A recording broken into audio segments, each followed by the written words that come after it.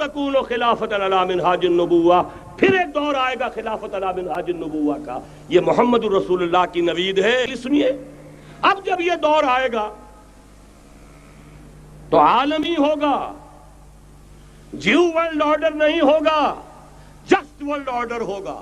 کہہ سکتا کہ اب حالات کا کیا رخ ہوگا، اس لیے کہ ظاہر بات ہے قرآن مجید میں مستقبل کے بارے میں خود حضور سے کہلوایا گیا، وَإِنْ أَدْرِي أَقَرِيبٌ أَمْ بَعِيدٌ مَا تُوعَدُونَ۔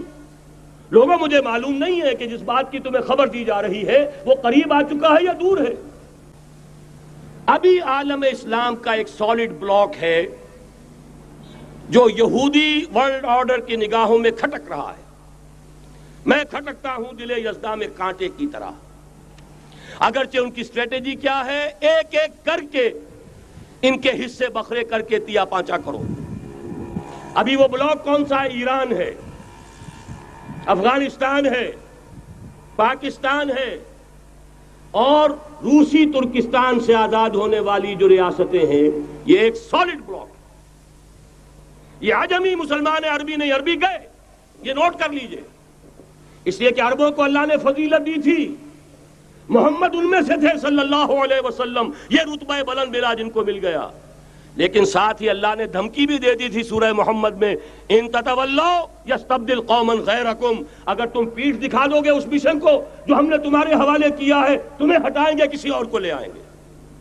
اور یہ بات ہو چکی ہے 13ویں صدی عیسوی میں، 1258 میں جب سقوط بغداد ہوا ہے، عربوں کے ہاتھ سے عالم اسلام کی قیادت چھین لی گئی، معزول کر دیے گئے۔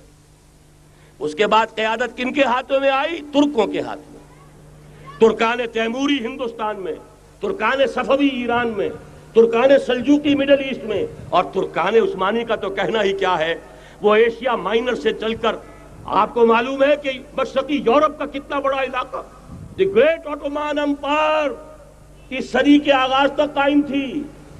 اس صدی میں عجیب عجیب معجزے ہوئے ہیں۔ گریٹ آٹومان امپائر جو 3 بر اعظموں پر محیط، نام و نشان ختم۔ The great U S S R, نام و نشان ختم۔ اب تو روس صاحب ایک ملک کی حیثیت سے رہ گئے۔